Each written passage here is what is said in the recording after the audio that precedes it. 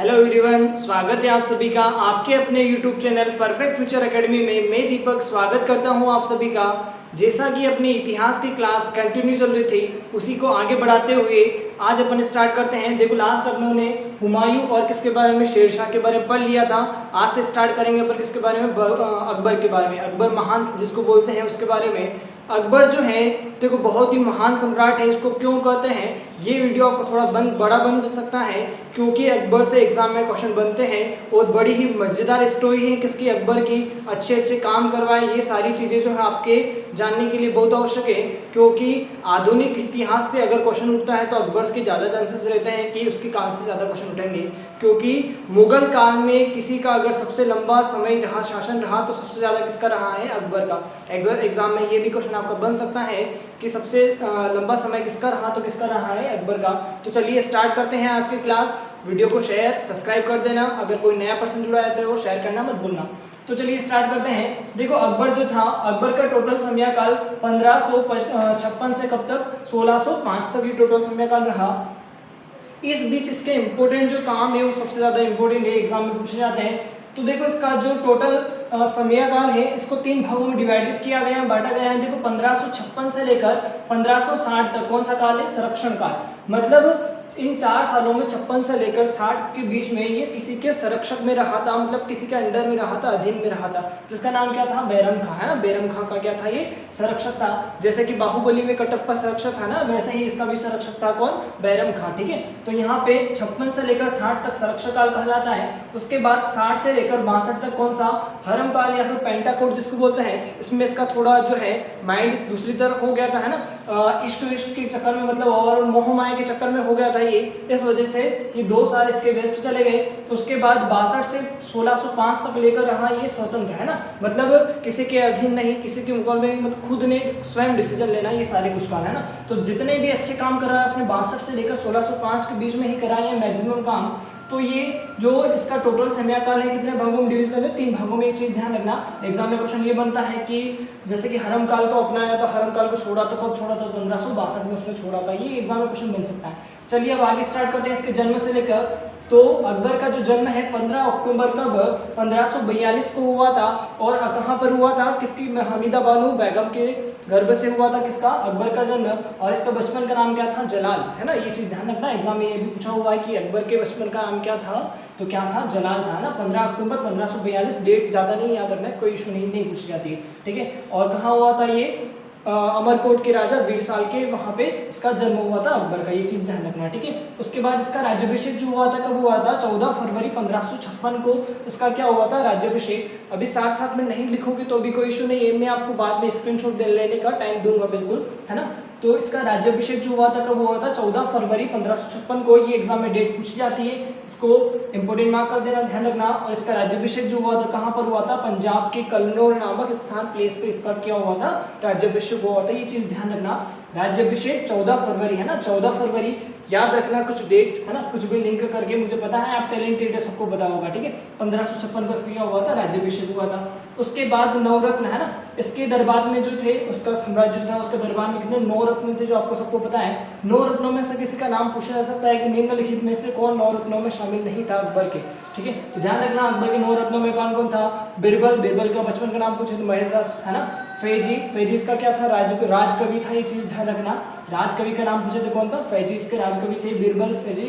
टोडरमल, अब्दुल रहीम खान का नाम, मानसिंह, अबुल फजल और हकीम मुकाम, मुल्ला दो पाजा और कौन, तानसेन इसके क्या थे, और इसके 9 रत्न थे। और तानसेन के गुरु का नाम जो था क्या था, हरिदास, इसके तानसेन के गुरु का नाम था, ये चीज़ भी ध्यान रखना, है ना। तानसेन के गुरु का नाम कई बार एग्जाम में पूछा हुआ, मोस्ट इंपोर्टेंट है, 5 स्टार मार देना बिना देखे। और तानसेन की रचनाएं भी बता देता हूँ मैं साथ साथ में। मियाँ का मिल्हार, मिलिहा की टोडी, ये इसकी क्या है, रचनाएं, है ना। क्या, मियाँ का मिल्हार, ठीक है, मियाँ का मिल्हार। और ऐसे ही मियाँ की टोडी, ये इसकी क्या है, टोटल रचनाएं हैं। ये रचनाएं भी कभी पूछ ले तो ध्यान रखना। ठीक है, ये हो गए इसके क्या, 9 रत्न हो गए। उसके बाद आती है इसकी क्या, उपाधियाँ, है ना, कि कौन कौन सी उपाधियाँ ली इसने इंपोर्टेंट। तो उपाधियों में आता है, देखो, तानसेन, है ना, जो तानसेन था, तानसेन ने तानसेन को अकबर ने कौन सी उपाधि दी थी? कंठाभरण वाणीविलास, है ना। अकबर ने तानसेन को कौन सी उपाधि दी थी? कंठाभरण, है ना। आपको पता है कि ये संगीतज्ञ था, बड़ा महान संगीतज्ञ था। कौन? तानसेन। तानसेन का जन्म आपको पता है मध्य प्रदेश के ग्वालियर जिले में हुआ था, है ना। ये एग्जाम में यहाँ से क्वेश्चन बनते हैं, चीज ध्यान रखना।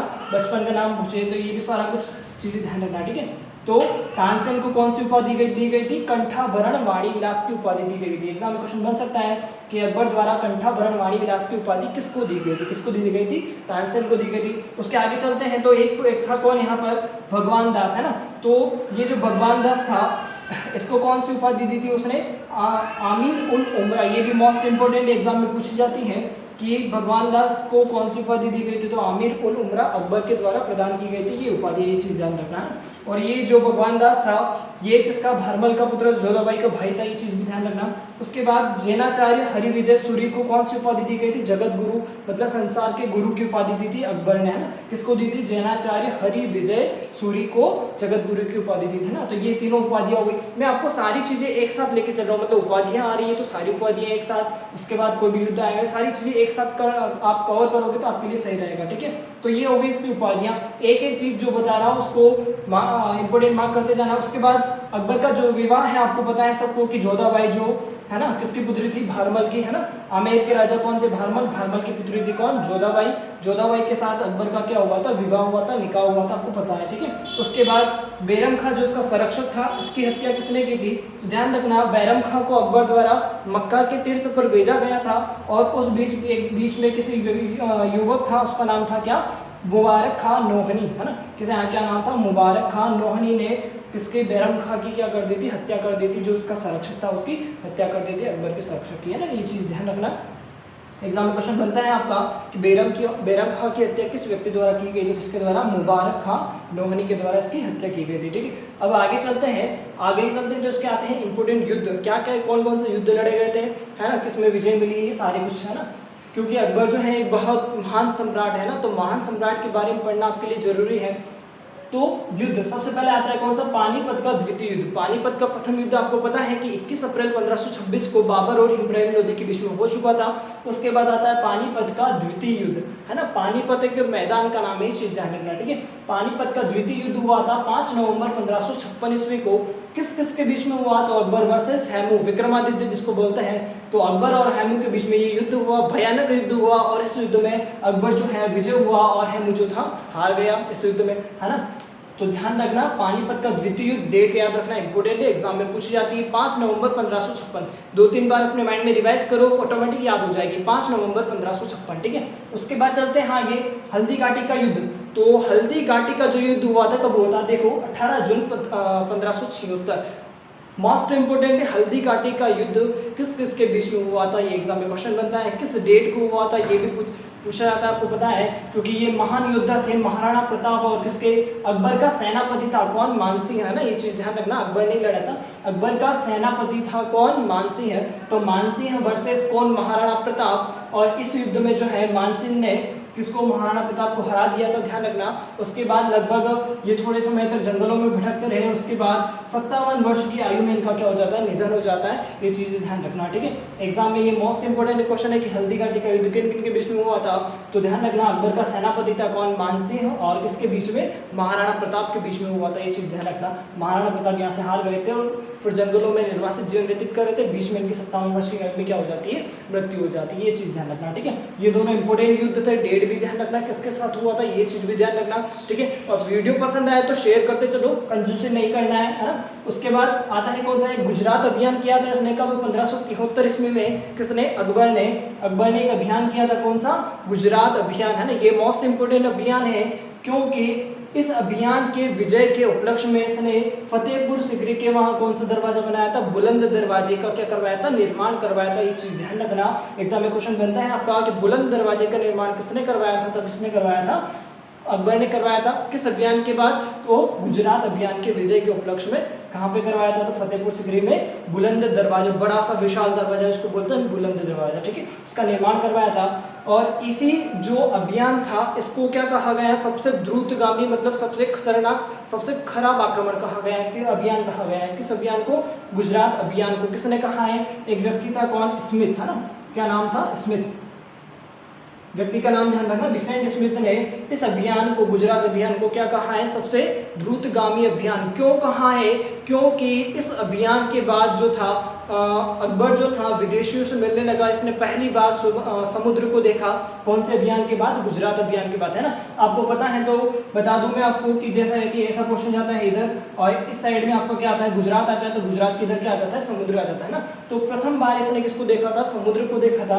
किस अभियान के बाद, तो गुजरात अभियान के बाद में देखा था, ये चीज ध्यान रखना। और सबसे पहले पुर्तगालियों से इसी अभियान के बाद ये मिला था, ये चीज ध्यान रखना। इस वजह से इसको क्या कहा, सबसे खराब आक्रमण, द्रुतगामी। क्यों कहा है, देखो अभी ये अंग्रेजों से मिल गया, मतलब और दूसरों विदेशियों से मिल गया, तो विदेशी कंपनियां कहाँ आने लगेगी, भारत में आने लगेगी, और धीरे धीरे उनका यहाँ पे क्या बढ़ता जाएगा, क्षेत्र विस्तार बढ़ता जाएगा। ठीक है, इस वजह से इसको क्या कहा है, द्रुतगामी अभियान, क्या कहा है, अभियान कहा है। ठीक है, ये इंपॉर्टेंट है, गुजरात अभियान 2-3 बार रट लो, इस चीज को ऑटोमेटिक याद हो जाएगी। ओके, ये चीज हो गई इसके आक्रमण, ये सारा कुछ। उसके बाद इसके दरबार में मतलब और एक लिखी गई, जिससे पहले कौन सी, महाभारत। तो महाभारत का इसमें इसके दरबार में, इसके समय काल में क्या किया गया था, फारसी में अनुवाद किया गया था। ये चीज ध्यान रखना, इसने किसका, महाभारत का फारसी भाषा में क्या करवाया था, अनुवाद करवाया था। और उस पुस्तक का नाम बदलकर क्या रखवा दिया था, रज्जनामा पुस्तक। ये ध्यान रखना, अकबर ने, क्वेश्चन बन सकता है आपका कि अकबर ने महाभारत का नाम परिवर्तन करके फारसी में क्या रखवाया था, तो रज्जनामा पुस्तक। रज्जनामा मतलब होता है युद्धों की पुस्तक, है ना, ये चीज ध्यान रखना। ठीक है, फारसी में अनुवाद करवाया तो उसका नाम क्या रख दिया था, रज्जनामा पुस्तक। उसके बाद एक थोड़ा सा बता देता हूँ मैं आपको इसी में कि जो अकबर था, इसके द्वारा इंपोर्टेंट काम बहुत सारे हैं। काम मैं आपको सारे एक साथ बताऊंगा, ये सारी चीजें आपको आगे समझ में एग्जाम में क्वेश्चन बन सकता है। देखो स्टार्टिंग से लेकर तीनों काल समय ध्यान रखना कि इसके जो शासन है इसको 3 भागों में क्या किया गया है, डिवीजन किया गया है। ठीक है, स्टार्टिंग का संरक्षक काल, फिर हरम काल, पेंटाकोड जिसको बोलते हैं, फिर स्वतंत्र काल। ठीक है, बचपन का नाम पूछे जलाल। और ये सारी चीजें आपको एक से एक सारी चीजें याद रखनी है। इंपोर्टेंट युद्ध की डेट आपको सबसे ज्यादा याद रखनी है, किन किन के बीच में हुआ ये सारी चीजें। और लास्ट में जाते जाते ये सारे इसके युद्ध हो गए। और इसने, अकबर ने जो है अपना अंतिम अभियान जो किया था, कहाँ पर, असीरगढ़ के किले के विरुद्ध इसने क्या किया था, अपना अंतिम अभियान किया था। ये चीज ध्यान रखना, यहाँ पे इसकी क्या हो जाती है, फिर मृत्यु हो जाती है ना। तो अभी इसके काम है वो मैं आपको बता रहा हूँ, पर अंतिम अभियान भी ध्यान रखना बीच में कि लास्ट में एग्जाम में क्वेश्चन बनता है कि अकबर ने अपना अंतिम अभियान किसके विरुद्ध किया था ना, तो असीरगढ़ के किले के विरुद्ध इसने अपना अंतिम अभियान किया था अकबर ने। ये चीज ध्यान रखना। ओके, अब जल्दी से इसका स्क्रीनशॉट ले लो, तो फिर मैं आपको इसको रफ करके इसके कार्य बताता हूँ, इंपोर्टेंट जो काम इसके कार्य है ना। देखो कुछ भी डिफिकल्ट नहीं है, साथ साथ में पढ़ते रहोगे। देखो बहुत सारा इकट्ठा नहीं करना है आपको, है ना, साथ साथ में पढ़ते रहो तो कोई भी आपको बोझ नहीं लेगा, है ना। जल्दी से स्क्रीनशॉट ले लो।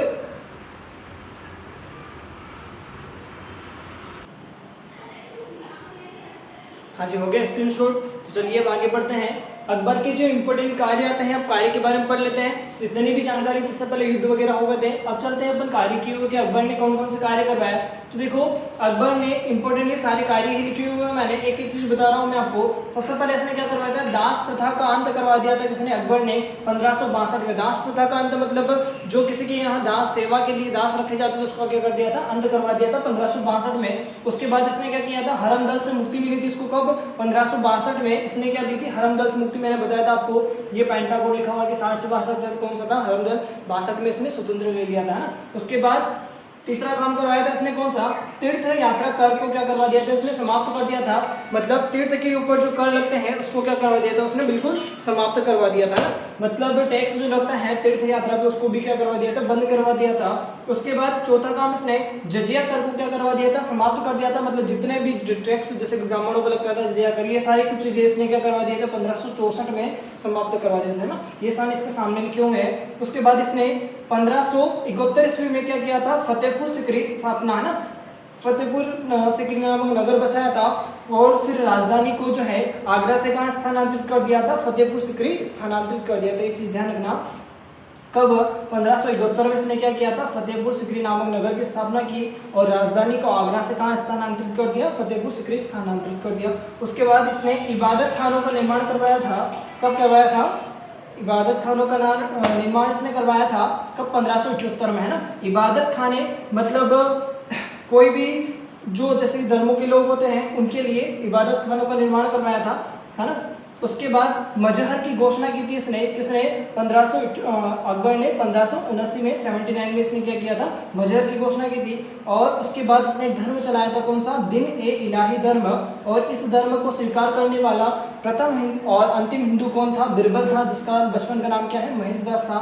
कब चलाया था, 1582 में, है ना। सन तो बहुत रियल कंडीशन में पूछे जाते हैं, काम पूछे जाता है ना कि किसने करवाया था, ठीक है। तो दिन इलाही धर्म को चलाना, ये सारे कुछ काम किसने करवाए थे, इसने करवाया था ना। और इबादत खाने जो थे, इबादत खानों का निर्माण मतलब और उसमें जैसे कि मंदिर मस्जिद होता है ना, तो उसी प्रकार से इबादत खाने का निर्माण करवाया। और उसमें सभी धर्मों के लोगों को आने जाने की क्या दी थी, अनुमति दी थी, है ना। इनको बोलते हैं इबादत खाने। मतलब किसी भी धर्म का, चाहे हिंदू मुस्लिम सिख ईसाई कोई भी हो, वो यहाँ पे आके प्रे कर सकता है, प्रार्थना कर सकता है। किसी कोई धर्म का कोई भेदभाव नहीं है ना। ऐसा करवाया था इबादत खाने का निर्माण। उसके बाद चलते हैं, इसने कौन सा संवत चलाया था, इलाही संवत चलाया था। कब, 1583 ईस्वी में इसने क्या चलाया था, इलाही संवत चलाया था। उसके बाद राजधानी जो है लाहौर स्थानांतरित, देखो पहले आगरा से कहा की थी, फतेहपुर सिकरी, फतेहपुर सिकरी से वापस लाहौर स्थानांतरित कर दी थी। कब, 1585 में। उसके बाद इसने एक प्रथा चलाई थी, कौन सी, मनसबदारी प्रथा, है ना। और इसी प्रथा के लिए इसे ज्यादातर जाना जाता है। मनसबदारी प्रथा मतलब होता है कि हर एक व्यक्ति का एक पद फिक्स करवाया। मतलब कोई जैसे कि प्रधानमंत्री होता है, उसके बाद राष्ट्रपति होता है, ये सारे कुछ पद होते हैं ना, मुख्यमंत्री होता है। तो इसी प्रकार से इसने क्या किए थे, पद चलाए थे, मतलब पद फिक्स करवाए थे हर एक चीज के, हर एक व्यक्ति के, ठीक है। तो इसको बोलते हैं मनसबदारी प्रथा। उसके बाद इसने एक प्रथा चलाई थी, कौन सी, 4 बाग बनाने की, मतलब बाग बनाने की इसने क्या चलाई थी, प्रथा चलाई थी। एग्जाम में क्वेश्चन यहाँ से बन सकता है आपका कि किस मुगलकालीन शासक ने मनसबदारी प्रथा चलाई थी, ध्यान रखना, अकबर ने चलाई थी। तो ये सारे इंपोर्टेंट इसके क्या हो गए, काम हो गए, इतने अच्छे अच्छे काम करवाए, इसलिए इसके काल को क्या कहा जाता है, हिंदी साहित्य का स्वर्ण काल कहा जाता है। ये ध्यान रखना, एग्जाम में क्वेश्चन बनता है आपका कि किसके काल को हिंदी साहित्य का स्वर्ण काल कहा जाता है। तो किसके काल को, अकबर के काल को हिंदी साहित्य का स्वर्ण काल कहा जाता है। क्यों, क्योंकि आगे आने वाला स्थापत्य काल का स्वर्ण काल, चित्रकला का स्वर्ण काल, ये सारी चीजें आगे आने वाला है। शाहजहां जब आएगा आगे, ये सारी चीजें आपको वापस कंफ्यूजन नहीं होना चाहिए ना। हिंदी के साहित्य का स्वर्ण काल किसके काल को कहते हैं, अकबर के काल को कहते हैं, ये चीज ध्यान रखना, ठीक है। उसके बाद इसके दरबार में एक थे कौन, शेख सलीम चिश्ती नामक क्या थे, सूफी संत थे, ध्यान रखना। और इन्हीं के नाम पर, मतलब इन्हीं की वजह से, मतलब वरदान की वजह से, और मतलब इनकी जैसे कि आयुर्वेदिक दवाई की वजह से कौन हुआ था, इनका पुत्र हुआ था, जिसका नाम क्या था, सलीम, है ना। तो इन्हीं के नाम पर उसका नाम रखा था सलीम, ठीक है। ये चीज ध्यान रखना। तो ये ध्यान रखना, शेख सलीम चिश्ती किसके दरबारी थे, मतलब समकालीन थे, किसके समकालीन, अकबर के समकालीन के थे, ये चीज ध्यान रखना। उसके बाद देखो अकबर ने इतने सारे अच्छे काम करवाए, और यहाँ पर एक इसने थोड़ा गलत काम भी किया था कि जयमल और एक था फत्ता, है ना। कौन कौन था, जयमल और एक फत्ता, ये दोनों बहुत अच्छे भाई थे, मतलब दोनों दो बहुत वीर था, है ना। क्या नाम था, जयमल और फत्ता। इन दोनों भाइयों को मरवा दिया था किसने, अकबर ने। एक चीज ध्यान रखना, जिन्होंने शायद विजयनगर साम्राज्य की क्या थी, स्थापना की थी। तो ध्यान रखना, ये दोनों बहुत ही वीर भाई थे, कौन, जयमल और फत्ता। इनको मरवा दिया था किसने, अकबर ने। तो मतलब आप अगर 100 अच्छे काम करते हो, एक काम बुरा करते हो, तो आपको किसी को नहीं दिखता, है ना। तो ये चीज ध्यान रखना, आपको नहीं करना है ना, ये चीज ध्यान रखना, ओके। तो ये जयमल और फत्ता 2 ईमानदार भाई थे, बहुत वीर थे, इन दोनों को मरवा दिया था अकबर ने। ये सारे हो गए अकबर के काम, हो गए ये इंपोर्टेंट फैक्ट जो पॉइंट है, हो गए। उसके बाद लास्ट एंडिंग में इसकी 16 अक्टूबर 1605 ईस्वी में क्या हो जाती है, मृत्यु हो जाती है। और इसको दफनाया जाता है कहाँ पर, आगरा के निकट, कहाँ पर, सिकंदराबाद में इसको क्या किया जाता है, दफनाया जाता है। ये चीज़ ध्यान रखना। एग्जाम में क्वेश्चन बनता है आपको कि अकबर को कहाँ दफनाया गया था, ध्यान रखना, सिकंदराबाद में, कहाँ पे, ये आगरा के निकट, ठीक है। तो ये सारी स्टोरी हो गई किसके बारे में, अकबर के बारे में। बिल्कुल आप अगर आपको वीडियो पसंद आए तो लाइक करना मत भूलना, शेयर करते चलो। एक बार सारी चीज़ें मैं आपको रिवाइज करवा देता हूँ। इंपॉर्टेंट जो इसकी चीज़ें हैं वो आपको याद रखना है। 9 रत्नों के नाम आपको याद रखना है। राज्याभिषेक हुआ था कब, 14 फरवरी को हुआ था, ये डेट ध्यान रखना। उसके बाद राज्याभिषेक होने के बाद इसकी माताजी का नाम क्या था, हमीदा बानो बेगम था। उसके बाद इसके युद्ध जो आते हैं, तो युद्ध में सबसे पहले आता है कौन सा, अपना पानीपत का द्वितीय युद्ध। उसके बाद आता है कौन सा, हल्दी घाटी का युद्ध। तो पानीपत का जो द्वितीय युद्ध हुआ था, किन किन के बीच में हुआ था, तो अकबर वर्सेस किसके बीच में, हेमू के बीच में ये युद्ध हुआ था। उसके बाद हल्दी घाटी का युद्ध जो हुआ था किसके बीच में हुआ था, महाराणा प्रताप और मानसिंह के बीच में हुआ था। ये दोनों युद्ध याद रखना। उसके बाद इसने एक अभियान किया था, कौन सा अभियान, गुजरात अभियान, और इसी अभियान की विजय के उपलक्ष्य में इसने क्या करवाया था, बुलंद दरवाजे का निर्माण करवाया था। कहाँ पर, फतेहपुर सिकरी में निर्माण करवाया था। ठीक है, और इसी को सबसे क्या कहा गया है, द्रुतगामी अभियान। किसने कहा है, विंसेंट स्मिथ ने इसको कहा है सबसे द्रुतगामी अभियान। ठीक है, ये सारा हो गया किसके बारे में, अकबर के बारे में। और अकबर के दरबार में जो था कौन, एक तानसेन। तो तानसेन के गुरु का नाम भी ध्यान रखना क्या था, हरिदास। तानसेन की रचनाएं पूछे तो क्या था, कंठाभरण वाणी। तानसेन को उपाधि दी थी कौन सी, कंठाभरण वाणी विलास, ये उपाधि दी थी किसको, तानसेन को। तानसेन की रचनाएं पूछे तो मियाँ का मिल्हार, मियाँ की टोडी, ये क्या है उसकी रचनाएं हैं, है ना। और आमिर उल उमरा की उपाधि किसको दी थी, भगवान सिंह को दी थी, ये चीज़ ध्यान रखना, है ना। और एक को किसकी, जगत गुरु की उपाधि भी दी थी, ये चीज़ें भी ध्यान रखना। और तानसेन को कौन सी, कंठाभरण वाणी विलास की उपाधियाँ दी थी। ठीक है, तो ये हो गया किसके बारे में, अकबर के बारे में, ये सारी जानकारी हो गई। और ये पूरा हो गया, है ना। जल्दी से इसका स्क्रीनशॉट ले लो तो आपके पास सारे हो जाएंगे। ये इसके काम जो है मैंने आपको बता दिए हैं, एक एक काम ध्यान रखना, एक एक प्रथा क्या है, ये यहाँ से भी क्वेश्चन बनते हैं। जल्दी से इसका एक स्क्रीनशॉट ले लो तो आपके पास इसके शॉर्ट नोट्स हो जाएंगे। एक चीज़ ध्यान रखना, इसने जो अपना अंतिम अभियान किया था वो कहाँ पर किया था, आपको पता है, लास्ट में मैंने बता दिया था, कहाँ पर, असीरगढ़ के किले के विरुद्ध, है ना। कहाँ पर, असीरगढ़ के किले के विरुद्ध इसने क्या किया था, अपना अंतिम अभियान किया था। एग्जाम में यहाँ से क्वेश्चन बनता है कि अकबर ने अपना अंतिम अभियान कहाँ पे किया था, तो ध्यान रखना कहाँ पे किया था, असीरगढ़ के किले के विरुद्ध। और एक लास्ट जो पॉइंट बनता है कौन सा, अकबरनामा, है ना। कौन सा, अकबरनामा। तो इसकी रचना की थी किसने, अबुल फजल ने, है ना। अकबरनामा की रचना किसने की थी, अबुल फजल। ठीक है, यहाँ से भी आपका क्वेश्चन बन सकता है कि अकबरनामा किसने लिखा था, किसने लिखा था, अबुल फजल ने अकबरनामा की रचना की थी। ये ध्यान रखना, इसके आत्मकथा है ये। तो ये सारी कुछ हो गया है किसके बारे में, अकबर के बारे में। थोड़ा बड़ा था बट थोड़ी देर में आप स्पीड फास्ट करके देख सकते हो। पैशंस बना के रखोगे तो सारी चीज़ें आपको याद हो जाएगी, है ना। एक दो बार देखो वीडियो को, ऑटोमेटिक सारी चीज़ें याद हो जाएगी, है ना। वीडियो पसंद आए तो लाइक करो, शेयर करो, सब्सक्राइब करना मत भूलना। जय हिंद, जय भारत। मिलते हैं अगले वीडियो में। मैथ्स की क्लास भी आपकी कंटिन्यू स्टार्ट हो चुकी है, तो फाइनली जिसको भी मैथ्स की क्लास पढ़ना है वो भी हमारे यूट्यूब चैनल पर जुड़ सकते हैं। ठीक है, तो आप जल्दी से इसका एक स्क्रीनशॉट ले लो।